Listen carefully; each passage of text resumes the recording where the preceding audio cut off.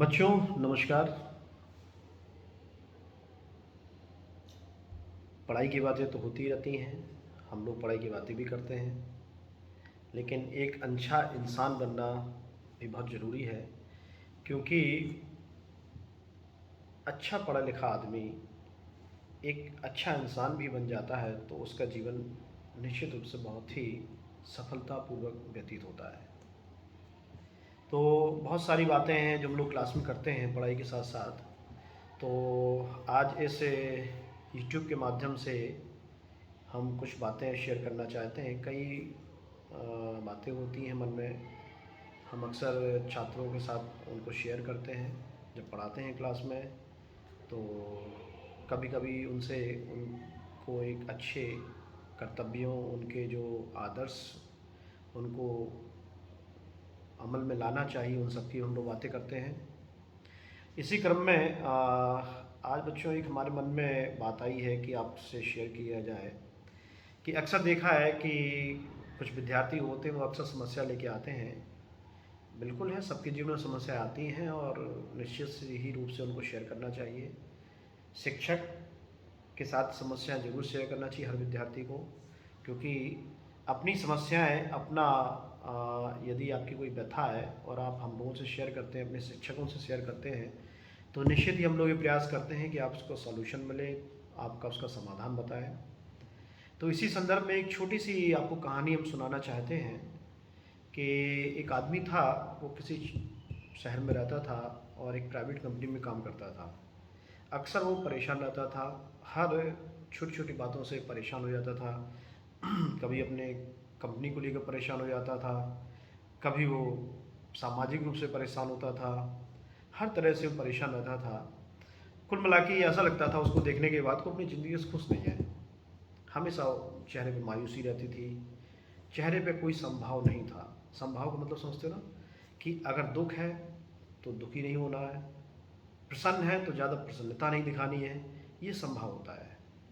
ये संभाव शब्द हालांकि बहुत पुराना है, लेकिन हमने अभी कुछ दिन पहले हमारे यहाँ पद्मश्री परम आदरणीय प्रोफेसर एस सी वर्मा जी आए हुए थे और उस दौरान मैच चल रहा था। तो आपस में वार्तालाप चल रही थी कि कौन सी टीम जीतेगी, कौन सी टीम हारेगी।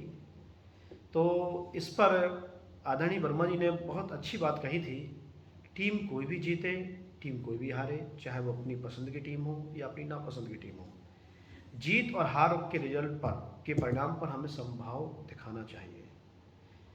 बहुत सुंदर बात कही थी सर ने, और तब से वो दिल को छू गई संभाव।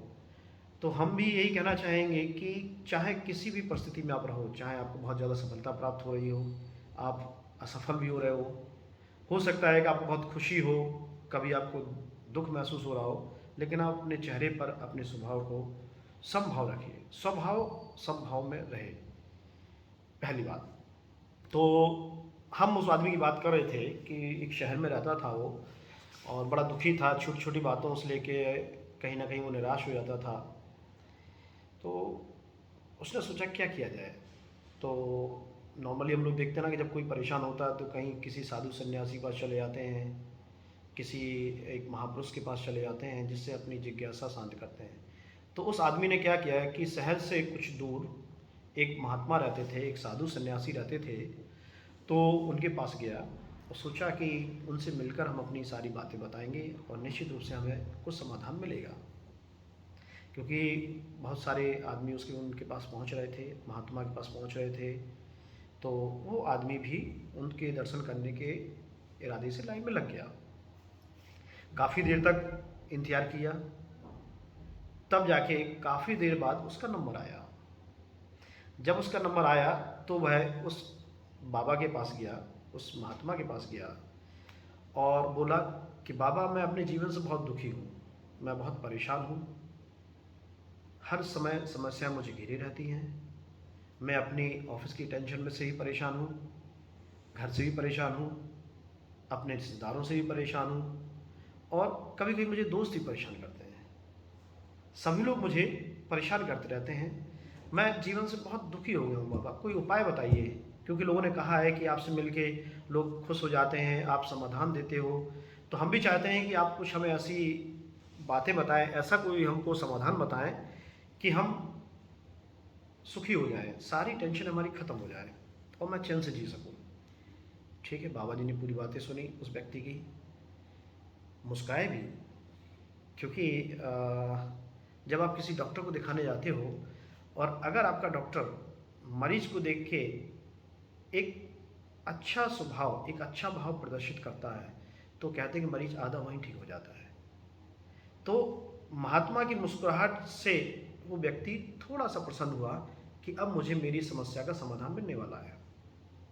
बाबा जी मुस्कुराए तो उन्होंने कहा, बेटा तुमने आज बहुत देर कर दी है, सायंकाल हो गई है और मेरा साधना का समय भी शुरू हो रहा है। एक काम करो, मैं तुम्हारे सारे प्रश्नों का समाधान करूंगा, कल करूंगा, आज नहीं, आज समय निकल चुका है। तो एक काम करो बेटा कि उस व्यक्ति से बाबा ने कहा, साधु ने कहा, महात्मा ने कहा कि बेटा एक मेरा छोटा सा काम कर दो। हमारा ये जो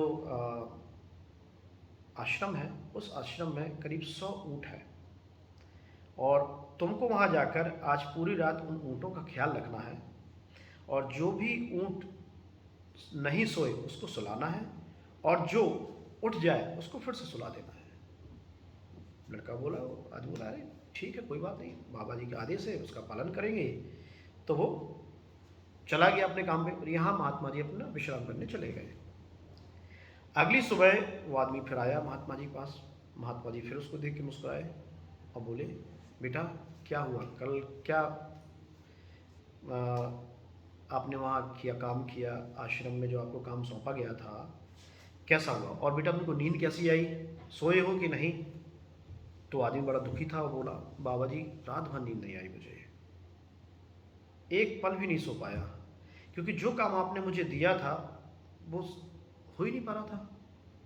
आपने पूछा, क्यों, ऐसा क्या हो गया? तो वो कहने लगा, बाबा जी मैंने बहुत कोशिश की, सभी ऊँटों को तो नहीं बैठा पाया, कुछ ऊँट बैठे तो वो कुछ देर बाद फिर उठ गए, ये काम रात भर चलता रहा, मैं परेशान हो गया कि क्या करें। तो बाबा जी फिर मुस्कुराए और मुस्कुराते हुए उस आदमी से कहने लगे, कल रात तुमने जो भी अनुभव किया है वही तुम्हारे इन प्रश्नों का उत्तर है जो कल पूछ रहे थे। आदमी बोला, मतलब बाबा जी? बोले, जिस तरह से तुम सारे ऊँटों को एक साथ नहीं बैठा पाए हो, जिन ऊँटों को तुमने बैठाया थोड़ी देर तो फिर उठ गए, इसी तरह से जीवन की समस्याएं भी होती हैं। सारी समस्याओं का समाधान कोई नहीं कर पाता है, एक समस्या खत्म होती है तो दूसरी फिर शुरू हो जाती है, कारण कोई भी हो, लेकिन समस्याओं का आवागमन चलता रहता है। तो जब तक बेटा ये जीवन है तब तक समस्याएं आती रहेंगी, समस्याएं बनती रहती हैं, कभी समस्याएं ज़्यादा होती हैं तो कभी समस्याएं कम होती हैं। तो आदमी फिर बोला, बाबा जी फिर हमें करना क्या चाहिए, अगर जीवन में समस्या ही समस्या है तो हम क्या करें? तो बाबा जी ने कहा, आनंद लेना सीखो, समस्याओं के घिरे रहने पर समस्याओं के साथ आनंद लेना सीखना ही जीवन है। बाबा ने कहा, कल रात को हुआ क्या था, सोचो। अब दूसरी तरह से सोचो, कुछ ऊँट रात होते होते खुद बैठ गए थे, महसूस किया? आदमी बोला, हाँ बाबा जी महसूस किया। कुछ ऊँट तुमने बैठाए होंगे? हाँ बिल्कुल बाबा जी हमने बैठाए हैं। और कुछ ऊँट ऐसे थे कि तुम जितना प्रयास कर रहे थे तब भी नहीं बैठ रहे थे? आदमी बोला, हाँ बाबा जी बिल्कुल सत्य बात है। और फिर पाया कि जिन ऊँटों को तुम बैठाने का प्रयास कर रहे थे नहीं बैठे थे, लेकिन कुछ देर बाद वो खुद बैठ गए, ये भी सत्य है। तो यही समस्याओं के साथ होता है, कुछ समस्याएं तो अपने आप खत्म हो जाती हैं, कुछ समस्याओं को तुम बैठाने का, खत्म करने का प्रयास करते हो, नहीं खत्म होती है, लेकिन कुछ समय बाद वो समस्या अपने आप खत्म हो जाती हैं। इसलिए समस्याओं पर ध्यान देना छोड़ दो बेटा, समय आने पर सारी समस्याएं खुद खत्म हो जाती हैं। जीवन है तो समस्याएं रहेंगी, और समस्याओं के कारण से अपने जीवन को दुखी मत करो, समस्याओं के साथ जीवन का आनंद लो, समस्याओं को एक तरफ रख के चैन की नींद लेना शुरू करो, और जैसे ही आप चैन की नींद लेना शुरू करोगे, समस्या खुद ब खुद खत्म हो जाएगी। ठीक है बेटा। तो बहुत अच्छा एक प्रेरक प्रसंग है जो मैंने कहीं पढ़ा और आज आप लोग के साथ शेयर करना चाह रहा हूँ कि कभी भी संभव की स्थिति मत छोड़ो, समस्याओं से घबराओ नहीं, समस्याओं का सामना करो। और समस्याएं तो जीवन में आती हैं, सुख और दुख एक दूसरे के पूरक होते हैं। जीवन में कभी हमेशा सुख नहीं होता है, कभी दुख भी आता है, और दुख भी हमेशा नहीं आता है तो सुख भी आता है।